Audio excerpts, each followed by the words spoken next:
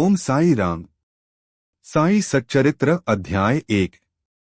साई सच्चरित्र का पहला अध्याय एक आध्यात्मिक यात्रा का आरंभ है जो साईं बाबा के जीवन, शिक्षाओं और चमत्कारों के माध्यम से उनके भक्तों को आत्मकल्याण और भक्ति की ओर ले जाता है। इस अध्याय में लेखक हेमाडपंत गोविंद रघुनाथ दाभोलकर द्वारा साईं बाबा की कृपा से इस ग्रंथ की रचना कैसे हुई, इसका वर्णन किया गया है। यह अध्याय एक आत्मनिवेदन की तरह है जिसमें लेखक अपने अनुभव, संकल्प और बाबा के प्रति श्रद्धा को प्रकट करते हैं। अध्याय का सारांश। श्री गणेश वंदना और संत वंदना।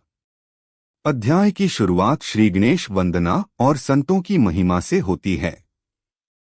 लेखक कहते हैं कि किसी भी कार्य को शुरू करने से पहले भगवान गणेश की वंदना करना आवश्यक है। फिर वे संतों को प्रणाम करते हैं क्योंकि संत ही आत्मज्ञान की ज्योति जलाते हैं।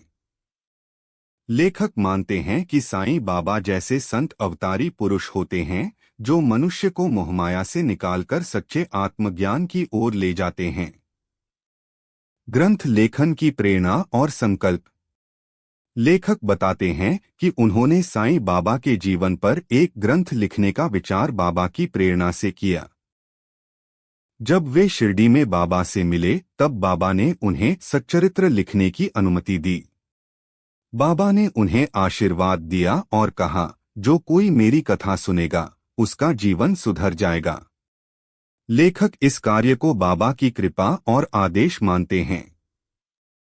उन्हें लगता है कि वे इस लेखन के लिए पर्याप्त विद्वान नहीं हैं, फिर भी बाबा की कृपा से वे यह कार्य करने में समर्थ होंगे।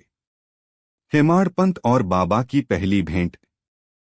हेमाडपंत पहली बार शिरडी कब गए यह स्पष्ट नहीं है, लेकिन उन्होंने 1910 के आसपास बाबा से भेंट की थी। उन्होंने देखा कि बाबा सच्चे संत हैं और केवल भक्तों की भलाई के लिए कार्य करते हैं। पहली बार जब लेखक बाबा से मिले तो बाबा ने उन्हें देखते ही कहा, यहाँ आओ, क्यों डरते हो, मैं तुम्हारे साथ हूँ। यह सुनकर लेखक का हृदय द्रवित हो गया और उन्होंने बाबा के श्री चरणों में अपना मन समर्पित कर दिया। बाबा के जीवन की विशेषताएं। इस अध्याय में लेखक यह भी बताते हैं कि बाबा का जीवन रहस्यमय था। वे मुसलमान लगते थे परंतु हिंदुओं की तरह पूजा भी करते थे। वे सभी धर्मों का आदर करते थे और उनका व्यवहार सबसे समान था। बाबा ने कभी किसी को जात-पात या धर्म के आधार पर नहीं बांटा। वे केवल भक्ति और प्रेम को महत्व देते थे। कथा श्रवण और प्रचार का महत्व। बाबा ने एक बार कहा था, मेरा जीवित रूप इस शरीर में नहीं रहेगा परंतु मेरी कथा और चरित्र सदा जीवित रहेंगे। जो कोई मेरी लीलाएं सुनेगा और उनका प्रचार करेगा, मैं उसके साथ रहूंगा। इस कथन का अर्थ यह है कि साईं बाबा भले ही शरीर से इस संसार में नहीं हैं, परंतु उनकी उपस्थिति उनके नाम, कथा और चरित्र के माध्यम से आज भी अनुभव की जा सकती है। साईं बाबा की अद्भुत शिक्षाएं। बाबा ने हमेशा सत्य, प्रेम, करुणा और दया का उपदेश दिया। उन्होंने कभी भौतिक सुखों के पीछे भागने की सलाह नहीं दी। उनका कहना था कि श्रद्धा और सबूरी, फेथ एंड पेशेंस, ही दो ऐसे स्तंभ हैं जिन पर भक्ति टिकती है। ये दो शब्द श्रद्धा और सबूरी साई भक्ति का मूलमंत्र बन चुके हैं। संत महिमा और बाबा के कार्य। इस अध्याय में संतों की महिमा का भी वर्णन है। लेखक कहते हैं कि संतों का कार्य केवल लोगों को चमत्कार दिखाना नहीं है, बल्कि वे आत्मा को शुद्ध करके ईश्वर की ओर ले जाते हैं। साईं बाबा भी ऐसे ही संत थे जो लोगों के जीवन में आत्मिक शुद्धता लाते थे। लेखन के प्रति लेखक की विनम्रता।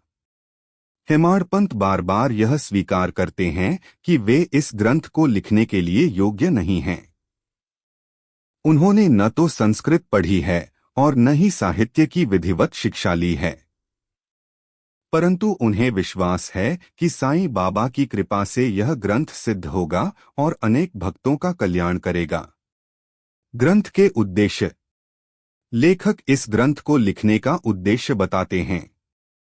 बाबा की महिमा का प्रचार करना, भक्तों को आध्यात्मिक मार्ग दिखाना, बाबा की लीलाओं से लोगों को प्रेरणा देना, जनसामान्य में भक्ति, सेवा और श्रद्धा का विकास करना।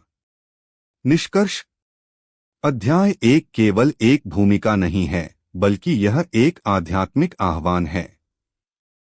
यह अध्याय भक्तों को साईं बाबा के जीवन और चरित्र की गहराई में जाने के लिए प्रेरित करता है।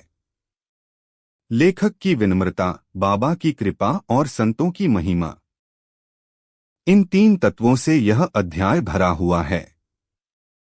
यह अध्याय हमें यह सिखाता है कि जब कोई कार्य ईश्वर और गुरु की सेवा में किया जाता है, तब वह कार्य स्वयं सिद्ध हो जाता है। सच्ची श्रद्धा और सबूरी से हर कार्य संभव होता है। श्रद्धा और सबूरी रखो, मैं सदैव तुम्हारे साथ हूँ। जो कोई मेरी कथा सुनेगा, उसका जीवन सुधर जाएगा। संतों का जीवन हमें ईश्वर की ओर ले जाने वाला दीपक है। अगर आपके मन को साईं बाबा की यह लीला स्पर्श कर गई हो, तो इस भक्ति संदेश को जरूर फैलाएं। वीडियो को लाइक करें, साईं भक्तों के साथ शेयर करें और ऐसे ही आध्यात्मिक ज्ञान के लिए चैनल को सब्सक्राइब करना न भूलें।